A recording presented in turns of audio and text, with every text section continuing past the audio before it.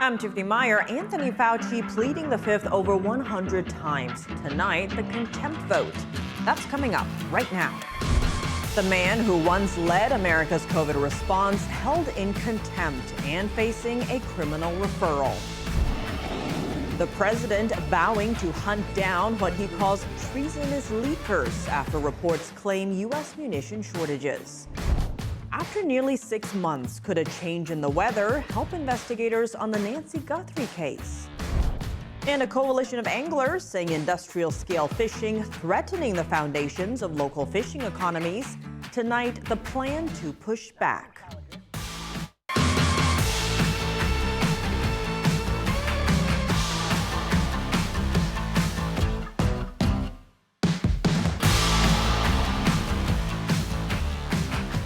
Welcome to Tiffany Meier Tonight. A Republican-led Senate panel today voting to hold Dr. Anthony Fauci in contempt of Congress after he refused to answer questions last week about COVID-19. And Chairman Rand Paul promising to take that case straight to the Justice Department. Republicans on the Senate Homeland Security Committee passing the contempt resolution along party lines after Fauci invoked his Fifth Amendment right against self-incrimination more than 100 times at last week's hearing. Paul arguing Fauci, quote, faced no risk of federal prosecution because he received a pardon from President Biden and says all he had to do was tell the truth. After the vote, Paul calling the situation, quote, outside of the ordinary bill making. This is outside of the ordinary bill-making process, so it doesn't have to go to the House, doesn't have to be signed by the president, and really doesn't have to go before the Senate. There is some precedent for doing it that way, and it still may be done that way. But for now, we will hand carry this over to the Attorney General. We will hand carry this to the District Court here in Columbia, and we will, as a committee, we have voted the majority to refer this, so that will be accomplished today. Fauci and his lawyer calling the contempt vote a partisan political stunt and a personal vendetta, saying he has committed no crime and is being punished for asserting his rights. Joining us now is John Malcolm, Vice President of the Meese Institute for the Rule of Law at Advancing American Freedom. John, thank you so much for joining us. Do you think holding Fauci in contempt and a criminal referral for pleading the fifth in this circumstance was the right move? Well, it was an inevitable move. Rand Paul telegraphed that ahead of time, that that's what was going to happen if Dr. Fauci invoked the fifth. And now we have to see whether the Department of Justice, Jeanine Pirro, who's the U.S. Attorney in the District of Columbia, will file charges against him. I believe that she will. And then it's really going to be up to the judge to whom the case is assigned to decide whether Anthony Fauci, had the right and properly invoked his Fifth Amendment rights or didn't. If the judge concludes that he was acted properly by invoking the Fifth Amendment to refuse to answer these questions, then the case will be dismissed. And if the judge determines that he had waived the privilege or that the privilege did not apply or that Biden's pardon somehow covered him completely, then the case will proceed. And what do you think Fauci's best defense is right now? What should his team be doing? Well, I think that he is going to say, look, I had at least two good reasons to assert my Fifth Amendment rights. One is, yes, I had this blanket pardon from former President Joe Biden, but both Donald Trump and a majority of the House Oversight Committee, which issued a very extensive report, have made the argument that the last-minute Biden pardons, which included him, Fauci, are null and void because they were done with an auto pen by Biden staffers without the president's knowledge or awareness. His second argument is a whole bunch of state attorneys general have now announced that they are going to initiate criminal investigations against Dr. Fauci, and the Biden pardon would not cover violations of state criminal laws. It would only cover violations of federal criminal laws. Now, Senator Paul said his decision to bypass a full Senate vote isn't typical, and Senator Langford warned against this becoming the norm in future administrations. Do you think this is a significant concern? Well, I think it was a reality. Well, the rule does not say that there has to be a full Senate vote. That is the practice. There has to be a report made to the full Senate. But if the full Senate were to vote on this matter, it would be subject to the filibuster. And I think Rand Paul came to the conclusion that there was no way that enough Democrats were going to cross over to reach the 60 vote threshold to cut off debate so that they could then take a vote on whether to support that contempt citation. And John, the Senate Investigations Subcommittee announced it has a copy of Fauci's government phone, and Senator Ron Johnson says their investigation is just beginning. Given Fauci's pardon, is there anything he needs to be worried about here? Yes, I think that's right. He testified under oath in depositions that were run in cases involving the states, so that he could be potentially charged with perjury for lying during those depositions. And if that pardon is nullified, then he may be, subject to charges for perjury for past testimony that he's given, for misuse of government property, by having his staffers apply for awards for him that netted him nearly $900,000. There are entries in his diary that indicate that he may have destroyed some government records, emails, and the like, and asked others to do the same. So if the Biden pardon is invalidated, he could face some trouble at the federal level. And it's also possible that he could face trouble at the state level. And again, the Biden pardon wouldn't help him with that. And as you've mentioned, Fauci is now also facing state investigations. Attorneys General in Florida, West Virginia, and Louisiana are demanding records from January to August of 2020. They're focusing on whether he used his position to enrich himself. Do you think anything will come of those probes? It's possible. As I said, there's also possible perjury prosecutions against him for violating the state perjury statutes. Look, he was receiving a lot of money, $900,000, from entities to which he was awarding grants to them. So you could make an argument that these organizations who were receiving money from Fauci were under a lot of pressure to give him those awards that came with a financial package. And that could conceivably be deemed to be either a bribe or a gratuity to a federal official. Now, whether that violates state law or not, I don't know, but it might. And John, switching gears a bit here, President Trump signed 2 executive orders today related to birthright citizenship, narrower than the one struck down by the Supreme Court. Do you think these new orders will withstand constitutional scrutiny? Well, I haven't studied all of them yet, so I'm just barely aware of them. One of them has to do with the children of diplomats, and I think he expanded the definition of what it means to be a diplomat in this country. And I think he's also going to severely restrict the travel of people, women who are pregnant, who he suspects are coming over here as birth tourists to deliver children here and then take them back to their home country, but nonetheless they'll have citizenship by dint of having been born on our soil. Well, John Malcolm, thank you so much for joining us. My pleasure. Coming up, the president's scathing response after a report claiming American munitions are running low. And the general election isn't for 2 years, but getting word the president may have a pick in mind. I'll put that to our panel, and here they are.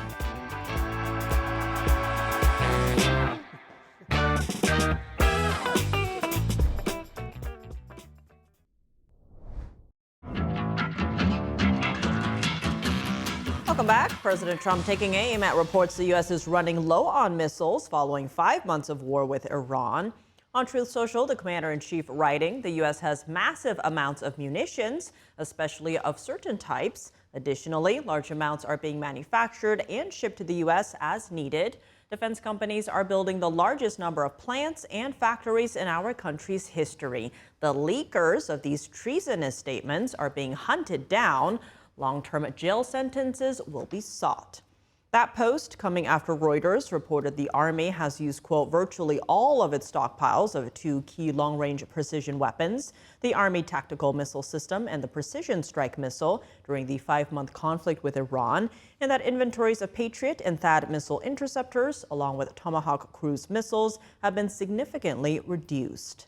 The Pentagon pushing back on shortage talk. Chief spokesman Sean Parnell calling America's military, quote, the most powerful in the world, and saying it has everything it needs to execute operations at the president's choosing, while maintaining what he describes as a, quote, deep arsenal of capabilities to protect American people and interests.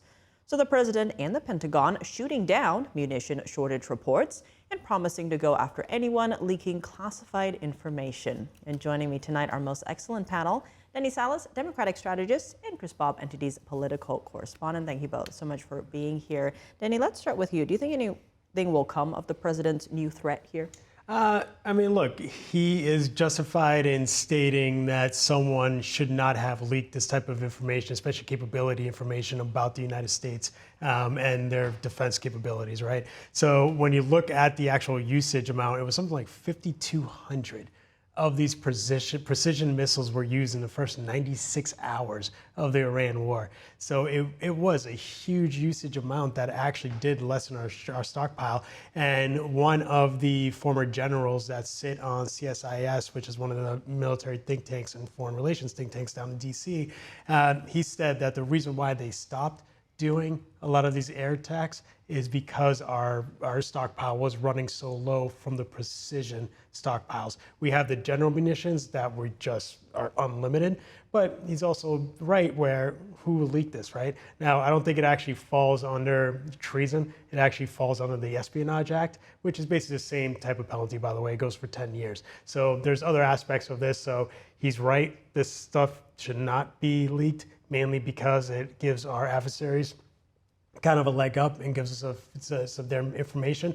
But I also believe that they stopped using it because it got to a dangerously low level that it would not allow us to engage, let's say, if some of our adversaries like China decided to attack any of our allies like Taiwan. So there's a reason why they stopped doing the air missile attacks that they were, focusing on. Chris? So China and Iran shouldn't learn the limits of America's arsenal from anonymous American officials talking to Reuters. Like, this is not something that should happen. This is very big. And the fact that he calls it treason, it really just speaks to the level of severity that it is. Now, you're probably right, this would be under the Espionage Act, but that's not a lesser degree in any, it's huge. The Rosenbergs were prosecuted under the Espionage Act, and look at what they did. It's terrible. You can see a history of kind of journalistic malpractice coming out from this conflict here in Iran. You had just recently the Washington Post, they published this piece about Trump and Pete Hegseth, what they call clashed. They said President Donald Trump's frustrations over the Iran war boiled over at a Camp David last week, where he demanded answers from Defense Secretary Pete Hegseth.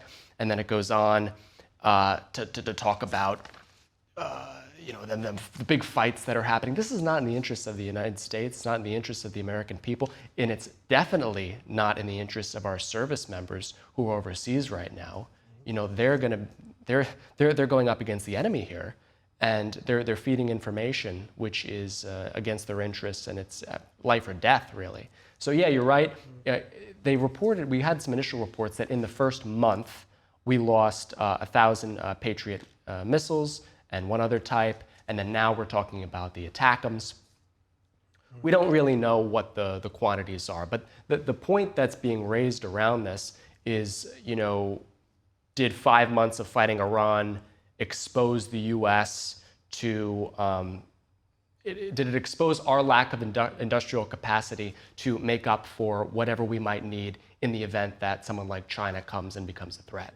And we're talking about like the Asian theater there, and we're talking about Taiwan, especially. Yes, right? And yes, because I think it was if they are depleted. Yeah. But President Trump is not on the national stage going to confirm or deny whether or not these reports are true. Well, there's a report, right? But he might. Like 400 Patriot missiles are now multi-year delays that were purchased and were supposed to be manufactured. True. And it takes over 2 years to make some of these things, and that's true. Mm-hmm. But they shouldn't be putting this information out there, one. And two, maybe the president shouldn't make it sound like it's true by overreacting. All right, well, speaking of putting information out there, a Washington Post report says that President Trump has asked donors to back J.D. Vance for 2028, suggesting that he's settled on backing Vance, even though he still likes to poll people on whether they like Vance or Rubio for 2028. Now, he was asked about it today and said it's too early to decide. Chris, your thoughts? It's literally the same story with just different content. So again, we have these anonymous sources. from the article which I read, it said, this is funny, a direct quote from Trump, allegedly, from the Washington Post, at the end of the day, we need to elect JD. The same person says afterward, the same source, anyone assuming it's a lock is just getting way ahead of themselves. So what's going on? I mean, obviously President Trump nominated J.D. Vance to be the Vice President of the United States of America. I would hope he would want him to take power in some event, right? Especially an election, if we're gonna have one of those in 2028. Denny might not think so. But I feel like that regardless, source is definitely Trump. What is it? It's true. What is it telling us? It's telling us that Trump is not a lame duck.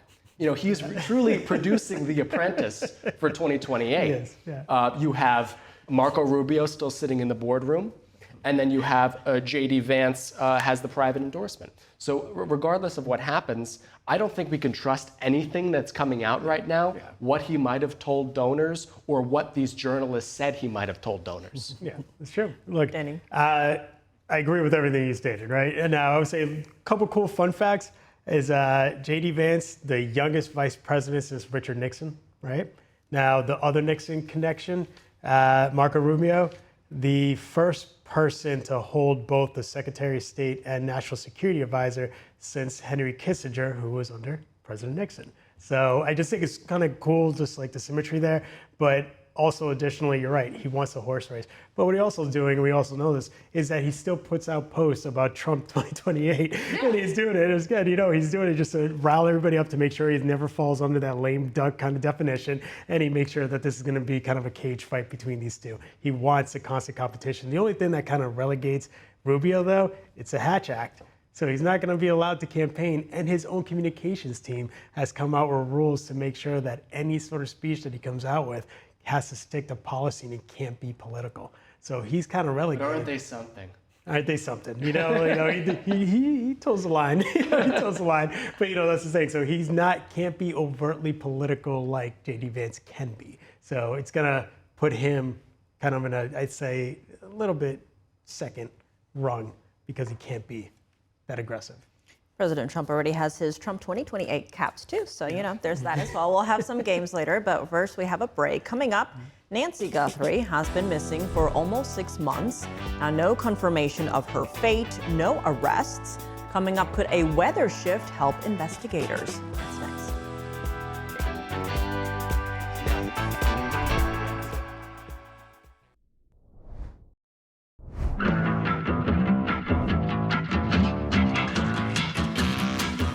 Welcome back. A neighbor in Nancy Guthrie's Tucson community telling Fox News she's seen what she thinks are investigators back in the desert brush behind Guthrie's home, just as her suspected abduction nears the 6-month mark. But a Pima County Sheriff's spokesperson saying task force investigators have not returned to that area, and the FBI is not commenting. The neighbor telling Fox News Digital she says she recognized faces from earlier law enforcement activity and watched them comb through the desert behind the house. Authorities still say the 84-year-old, the mother of Today co-host Savannah Guthrie, was taken by force from her Catalina Foothills home on February 1st. Nearly 6 months later, there's still no arrests and no confirmation of Guthrie's fate, despite rewards that now total more than $1 million. Retired Pima County Lieutenant Bob Krieger telling Fox a return to the brush could mean new tips or just fresh eyes on ground investigators have already searched, and points to Tucson's rain, which can turn dry washes into fast-moving flood channels, moving rocks, trees, even people, and potentially shifting or exposing evidence. Tonight, 6 months after Nancy Guthrie's disappearance, her family and investigators still urging anyone with information to come forward, with more than $1 million in reward money still unclaimed, and every new search under scrutiny for the clue that could finally break this case. Joining us now is retired Las Vegas Police Lieutenant Randy Sutton. He's also the founder and chairman of the Wounded Blue. Randy, thank you so much for joining us. Always great to see you. Now, with all the new developments, where does the case stand now? Well, right now, what they are doing is going over all of the leads that they've already gone over before. With no new leads coming in, that gives them no other access other than to look at the previous leads that they've utilized before, including if this is accurate that there are fresh eyes on the ground after the monsoons. But that's pretty much of a Hail Mary, quite honestly. Um, with the information that came out last week regarding the ransom demands, that was some interesting stuff because the fact that they gave that information out, and it had some very specific information regarding the interior of the home. Now, the only people that know if that information was accurate is the law enforcement that were on the scene, and of course, the bad guys. Now, the question is, was that information accurate, and does that then give extra credence to those ransom demands? Now, a new report by the Wall Street Journal has raised questions about whether the investigation has been mishandled. What's your reaction to that? Well, I was on the ground from the initial stages of this investigation for quite a period of time. And by being on the ground, I did make a lot of observations. I had connections and contacts within the community there and also within the law enforcement community. And there was tremendous pressure on the department to solve this crime. Now, let's look at the outset of the investigation, though, because that is where the critical components of a major criminal investigation take place. The forensic abilities of the agency and the capabilities of the labs to analyze that evidence. The FBI, which is the premier federal agency, and when you're talking about forensic capabilities, they're second to none. The outset of this investigation, it was being handled like a walkaway, a missing person, if you will. And there was a lot of evidence at the outset that indicated that this was a crime of violence and not a walkaway. And that scene should have been locked down immediately. And with the possibility that this was an abduction, this was the time when the FBI should have been called in immediately. They were not. There were, I believe, 4 to 5 days that went by before the FBI was called in. The question is why? Well, it's all about leadership. And the sheriff in Pima County, he initially came out and gave some just horrible press conferences where he botched the press conference. He gave out misleading information. He had to correct himself. And then, of course, there was the FBI actually came out and were critical of the fact that they were never brought in within a timely fashion. Now, why is that so important to this case? Well, the digital information that was recovered from the security cameras, that was based on time. And the question is, if the FBI had been called in earlier, could they have gotten more digital evidence, including that of the masked figure that so eerily appeared on those cameras? So there's a lot at play here, and I think that the criticism of the sheriff here is warranted. And Randy, you've spent more than 3 decades in law enforcement. If this case were on your desk today, how would you handle it? Well, the unfortunate reality is that once the initial crime scene is analyzed and not properly secured, at this point there are no new leads. Now they have to go, they backtrack, they reanalyze the leads that they have, and they really hope that the reward might spur some people on to give information. It's my belief that there is a strong possibility that this crime will be solved by someone who was either an accomplice of the crime or someone who has direct knowledge from a relationship that sees that money on the table, or because of an act of conscience. And on that note, how likely do you think authorities will ever figure out who did this? Do you think the Guthrie family will get closure? I wish I had a crystal ball to answer that question. I believe that sometimes murder investigations, and despite what you're being told, this is a murder investigation at this point. Sometimes they take months, sometimes they take years to solve. Eventually, will this get solved? I believe it will. But meanwhile, this poor family is being tortured by not having the knowledge of the whereabouts of their loved one. And this should play on everyone's heart, because when you're a crime victim, you have a right to be treated like the victim that you are, and not be made to feel like you're inadequate. And unfortunately, we have seen crime victims in recent years being shelved, if you will. They're the victims of these crimes are the ones that need to be treated with the greatest and utmost respect. And these victims, the people who are left behind, are victims as well. Indeed. Well, Randy Sutton, as always, thank you so much for joining us. My pleasure. And coming up, canceling Thanksgiving if the meat's too dry and the creamed onions are bad, maybe.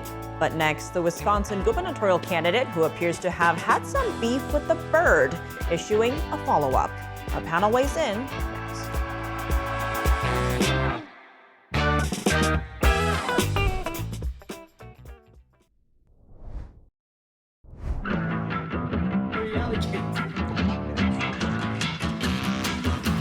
Welcome back. It's Thursday and it sure feels that way. So let's cut to the chase and get our game on. Decided to roll out a panel favorite, big deal or no big deal.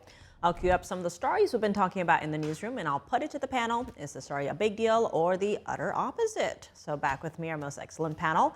Denny Salas, Democratic strategist, and Chris Bob, Entity's political correspondent. Thanks for being back here. First up, a new poll shows most voters still support the Save America Act.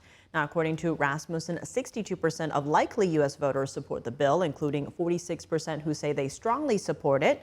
About half that number, 33%, oppose.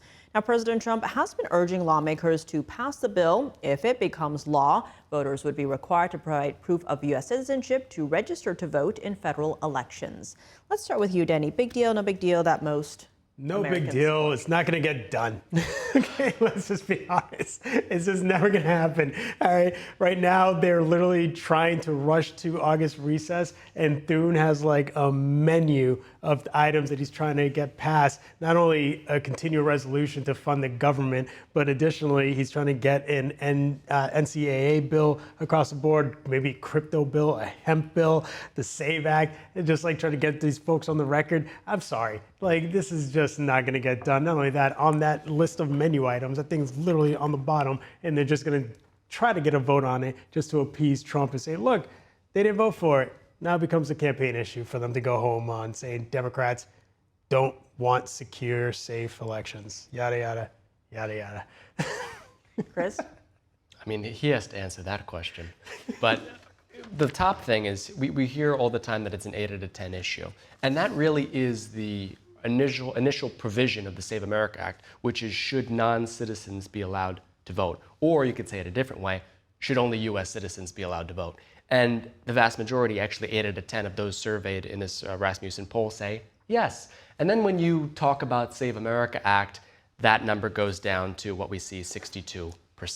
But what that truly is it's a result of the politicization, I feel like, because that issue remains. And if Republicans in the Senate can package it in such a way that they keep that core of citizens voting and, hey, you show proof of citizenship when you register to vote, they can get something done. And you see in the House, they passed their version through the budget framework where it's in a financial incentive to different states if they choose to adopt certain language in their laws, which says those two things, they will receive money, $10 billion in total from the federal government to make that happen, facilitate it, and as an incentive. So I think there is more hope than Denny leads on. I think it can pass. It's a very big deal, and it's great for us. I will say, like, real quickly, though, Democrats didn't do themselves any favor when the governor of New Jersey came out to say that 6,600 votes from non-citizens voted in their elections, where what I'm also surprised at is the Republicans will say that every single day. Every single day. You don't even have to say like anything else, like the context or anything. Just say 6,600 non-citizens voted in New Jersey. That's an accurate statement. You can just use it every day. Yeah, that they know of. Yeah, that they know. Yeah. Tip of the iceberg is what you're hearing from a lot. Let's go to California, because California's Attorney General Rob Bonta says the state has spent more than $19 million in taxpayer money suing the Trump administration over the past year and a half. Now, as of today, the Newsom administration and Bonta have filed at least 82 lawsuits against the Trump administration during the first 18 months of President Trump's return to the office. Now, that's an average of more than one lawsuit per week, challenging the administration's actions on issues including environmental policy, immigration, and voting. So, Chris, big deal, no big deal? California spent a boatload of money. Big deal. Now California can lose it through the normal channels. I read the press release, which is actually the victory lap of Mr. Bonta, the Attorney General there in California. And you're right, 82 lawsuits, but also leading or co-leading 55 of them, and then filing more than 120 amicus briefs in support of other litigation against the Trump administration. So this is like everything that the Attorney General in California has done, and it's this press release, and everything is related to how they've attacked President Trump, which tells me that they're still living in the timeline of the way we win, the way we succeed, is by attacking the president. And that's not what we learned in the last election, but interesting play. Let's see how it pays off. It's a big deal for the reason that they still think that this is important, leading with all of their fights. It doesn't make sense, though. You're not going to convince anyone that spending $19 million is going to save $200 billion that was already allocated to your state. Like, it doesn't make any sense from a mathematical perspective, because that's not how numbers work, and it's not how the policy works. But yeah, so that's it. All right, thanks for the math lesson, Denny. I mean, look, you're absolutely right? It's no big deal. I'm sorry, but they're full of it. I'm just completely blunt and honest about it. Like, they spent $19 million to save $207 billion that was already allocated to you and you were going to get. This is the one thing they failed to mention, is that they sued the administration, especially the Department of Transportation, in order to get a $4 billion funding to continue their California high-speed rail system. Yeah. But yet, they withdrew that lawsuit. And the reason why they withdrew that lawsuit is because California received $15 billion from the Department of Transportation over a 16-year period to buy actual rail cars, and they never purchased any. So the Department of Transportation said, we're not going to give you any more money because you're clearly not using it for what you're supposed to be using it for. So obviously they filed a lawsuit saying, well, oh no, we need the $4 billion. And then when they saw the facts, they're like, yeah, we're not. We're just going to drop it. So you can tell that there is a lot of just politicization, like politics when it comes to play with this stuff. And unfortunately, who are the people that are getting harmed? Are the American people, because they're not being provided with any sense of truth or facts on what's actually going down on the ground. If you do the math, it's about 50 cents per Californian. That's if you're counting like infants and everything. And I'm sure many of them would happily donate more to attack the administration. All right, well, speaking of politicians, let's go to Wisconsin, because Wisconsin gubernatorial candidate and state assemblywoman Francesca Hong is making headlines again over what she thinks about Thanksgiving. So here's what she told Politico. My favorite holiday is Thanksgiving, because I There love you have it. Thanksgiving. Yep. I don't want to cancel it. I actually love it. All right, that's, of course, after she dodged a question about Thanksgiving on CNN just days ago. Now, in a social media post from November 2020, Hong wrote that she believed Thanksgiving should be canceled. Now, this is not the first time she's changed her stance. In 2020 as well, Hong supported abolishing prisons. Now, as she's running for governor, she says that isn't something a governor can do, adding she's serious about public safety. So, Danny, what do you make of those flip-flopping comments? Big deal, no big deal?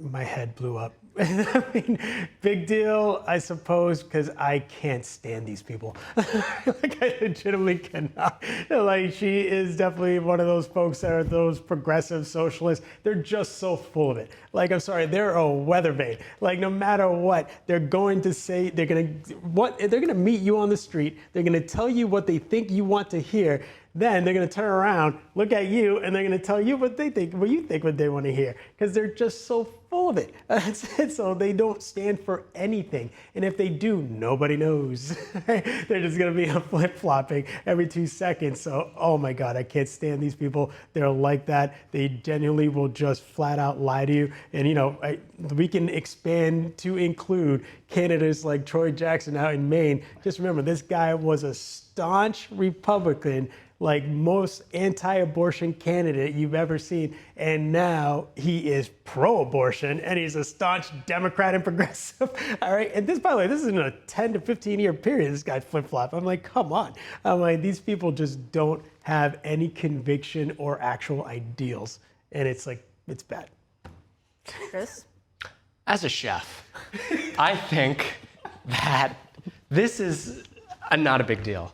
And that's actually how she started her rant before she told us that Thanksgiving was a colonizer holiday that we should abolish or whatever she said. I don't remember. I don't want to misquote her, but it was something along those lines. Yeah, now she says it's not a big deal. What grade are we in? Like, my favorite holiday is Thanksgiving. I mean, what's happening here? This isn't the United States of America. This person wants to be the governor of a major state, the cheese state. It's a big state. Remember when you had distinguished? And you had to be like a statesman, a stateswoman. Exactly. You had to have a pedigree. You had to have done something, you know. And now we go on Zoom calls. We tweet about how we ate. Remember this? We ate 2 bites of the son's cheeseburger, and then we fled because there were too many white people. So we told the son ice cream involved that too. there was no ice cream left at the Carvers, was it? Yeah, they didn't something think, like they that. didn't think any of us you could know speak what? English. Yeah. Well, Regardless, we now know, this is breaking, I guess, that Bernie Sanders went on Pod Save America and says, in response to whether or not he's going to endorse Ms. Hong, I don't think so. So that tells you something. Not even Bernie Sanders is going to endorse. But you know, I believe women. So maybe she flipped. You know, she didn't like Thanksgiving then. Maybe it's totally legitimate that she loves it now. All right. Well, Chris and Denny, thanks for laughing through the news with us. Coming up, though, from bait shops to the ballot box, an all-American fish tale with some very real stakes, coastal communities, local jobs, and who controls America's waterfronts. That's next.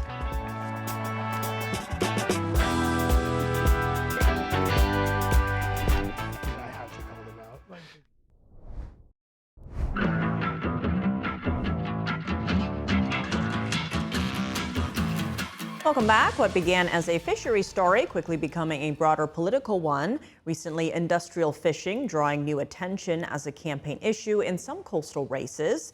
The concern how American marine resources are managed when it comes to foreign-controlled fishing and coastal economies. A coalition of anglers, folks who do their fishing with a line, rod, and a hook, and small coastal businesses launching Where's the Bait? An awareness tour the group hopes will shine a light on industrial scale fishing for small bait fish and how it says the practice is making it tougher for small fishing communities to survive. And with me at the desk, Whit Fosberg, Executive Director of Forage Fish Campaign. Whit, thank you so much for joining us. Great to have you in studio. Well, Tiffany, thank you for having me, and thank you for the interest in the issue. Of course. So diving right in here, your organization, Forage Fish Campaign, is highlighting a very specific issue. For viewers who may not be familiar with it, what is industrial scale forage fishing and why has it become such a concern? So as you pointed out, a forage fish is often known as a bait fish. It is the bottom of the food chain. And it feeds everything from the predators like tuna, striped bass, bluefish, redfish, tarpon, to ospreys, eagles, whales, everything. And it is the second largest fishery in the US by pounds to Alaskan pollock, which has become a big issue in Alaska in this political race. And the difference is that this fishery is in the Gulf and the Atlantic, and none of it goes to human consumption. It is all taken and reduced, ground up into fish meal and fish oil, and the majority of that is sent abroad to feed aquaculture salmon, aquaculture shrimp, and cats and dogs. And then we often get the privilege of importing that back into the US as value-added Atlantic salmon, shrimp that will compete against our wild Gulf shrimpers. And it makes no sense at pretty much any level. We're starting to see the consequences of that fishery. What is that impact on the coastal businesses? So when you take that many fish out of the water, we're talking somewhere around 4 billion fish every year get removed and ground up, and most of them get exported. It has dramatic impacts. And what we're now seeing now is that, in coastal communities up and down, especially the Atlantic, borderline ecosystem collapse. In the Chesapeake Bay, there are no striped bass, there are no menhaden, and that's the core of the menhaden area. And that's where the fishery has been persecuted primarily. But all the way up through New Jersey, Long Island, up into even the Northeast, Maine has got some menhaden this year for a change, but we're not seeing those bait fish. And what we are seeing is that local bait shops, recreational fishing, tackle operations, guides, charter captains going out of business up and down the coast. And this is to support one plant in one state in Reedville, Virginia. This fishery used to be 100 or so of these reduction facilities up and down the East Coast around 1900. One by one, states started banning them because they were so destructive. The only state that did not on the Atlantic was Virginia. And instead, they ramped up. So their boats will go all the way off of Cape Cod, the New York Bight. They have spotter planes that will go out, find these fish. The big boats will come out, surround the schools, circle them, vacuum them into the hold, bring them back to Virginia where they're processed, and then shipped abroad. So to what extent are foreign companies or foreign investment involved in all of this? So the only company that operates on the East Coast is called Ocean Harvesters, and that's a subsidiary of Cook Industries. Cook is Canadian. They bought Omega Protein about a decade ago.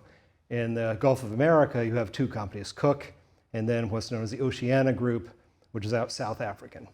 So these are foreign companies that are literally mining the bottom of our food chain. And give you an example, if you're doing mining on public lands, or you're doing grazing on public lands, or timber harvest, you're paying a royalty. All these companies are basically harvesting the bottom of our food chain for free and shipping it abroad to feed foreign fisheries that we import back in here.